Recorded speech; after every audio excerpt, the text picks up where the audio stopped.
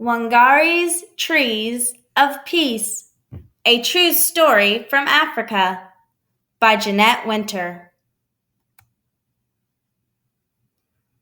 As a young girl in Kenya, Wangari is surrounded by trees, but when she gets older, she sees the trees being cut down. Wangari is afraid that soon all the forest will be destroyed, so she decides to plant 9 seedlings. And as they grow, so do her plans. This true story of Wangari Maathai, environmentalist and winner of the Nobel Peace Prize, is a shining example of how one woman's passion, vision, and determination can inspire great change. The earth was naked. For me, the mission was to try to cover it with green. Wangari Maathai. Wangari lives under an umbrella of green trees in the shadow of Mount Kenya in Africa.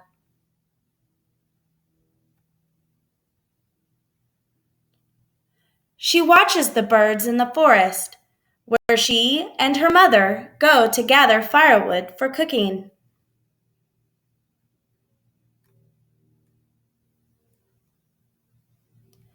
And she helps harvest the sweet potatoes, sugarcane, and maize from the rich soil.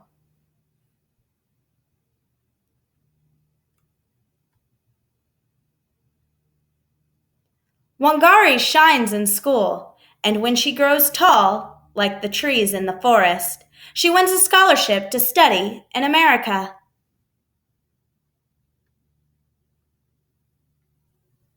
Six years later, her studies over. Wangari returns to her Kenya home and sees a change. What has happened? She wonders. Where are the trees?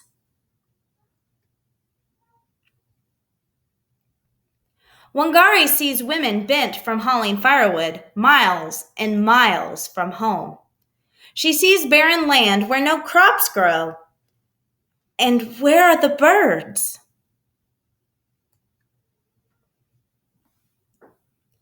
Thousands of trees have been cut down to make room for buildings, but no one planted new trees to take their place.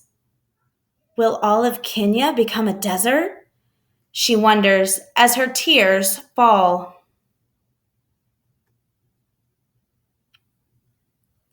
Wangari thinks about the barren land. I can begin to replace some of the lost trees here in my own backyard, one tree at a time. She starts by planting 9 seedlings.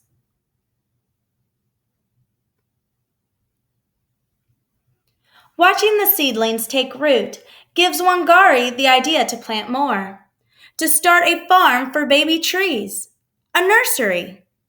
In an open space, she plants row after row of the tiny trees.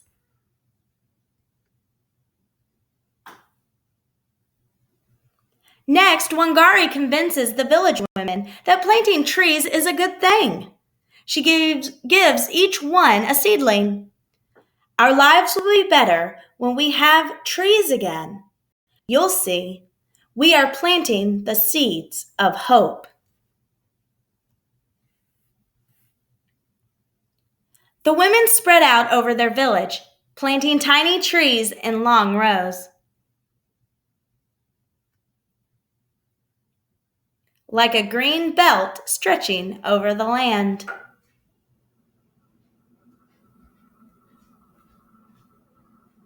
The government men laugh. Women can't do this, they say. It takes trained foresters to plant trees. The women ignore the laughter and keep planting. Wangari pays them a small amount for each seedling still living after 3 months, their first earnings ever.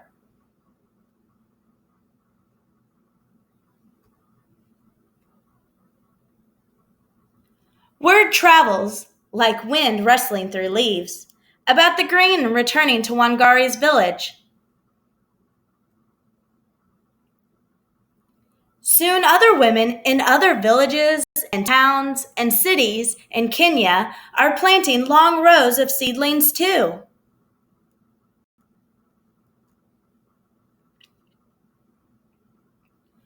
But the cutting continues. Wangari stands tall as an oak to protect the old trees still remaining. We need a park more than we need an office tower.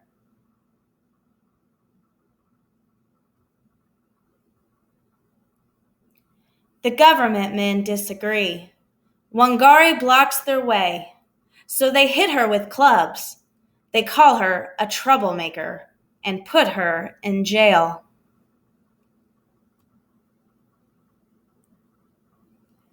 And still she stands tall.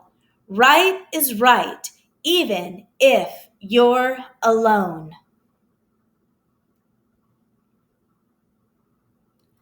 But Wangari is not alone.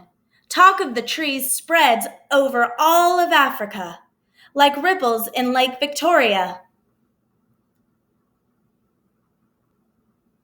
More women hear the talk and plant even more seedlings in longer and longer rows.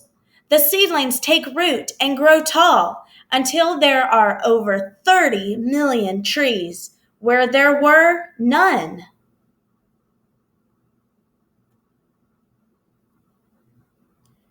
The umbrella of green in Kenya returns.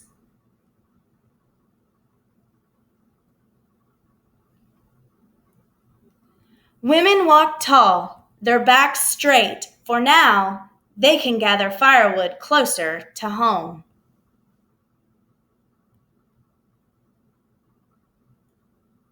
The land is no longer barren. Sweet potatoes, sugarcane, and maize grow again in the rich red earth. The whole world hears of Wangari's trees and of her army of women who planted them.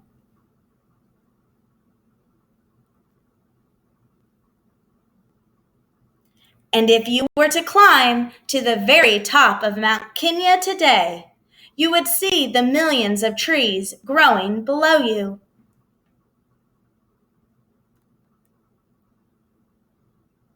And the green Wangari brought back to Africa.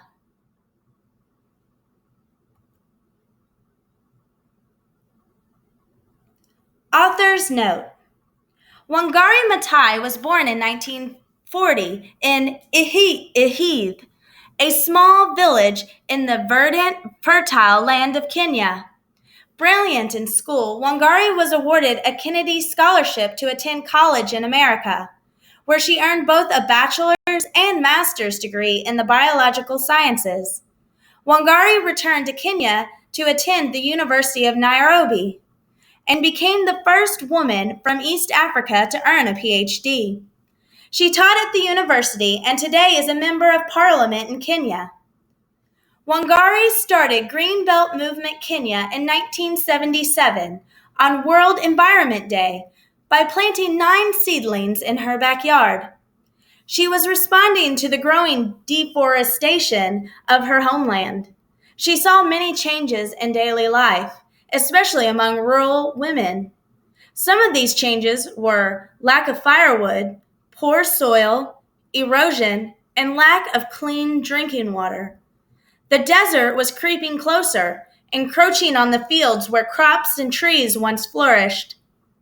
She enlisted local women to help her plant more indigenous trees.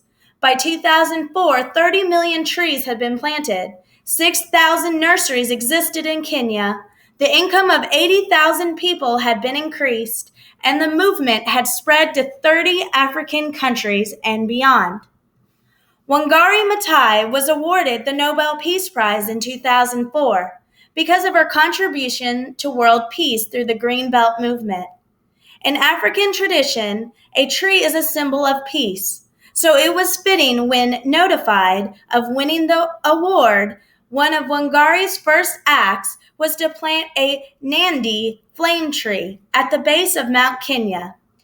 In her acceptance speech, she said, "We are called to assist the earth to heal her woods, and in the process, heal our own. Indeed, to embrace the whole creation in all its diversity, beauty, and wonder." This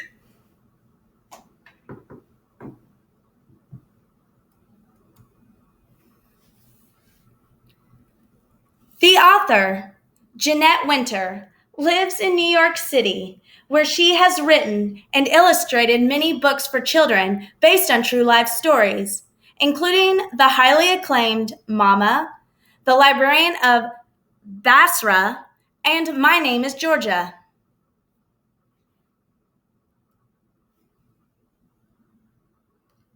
People are fighting over water, over food. We plant the seeds of peace. Wangari Maathai. The end.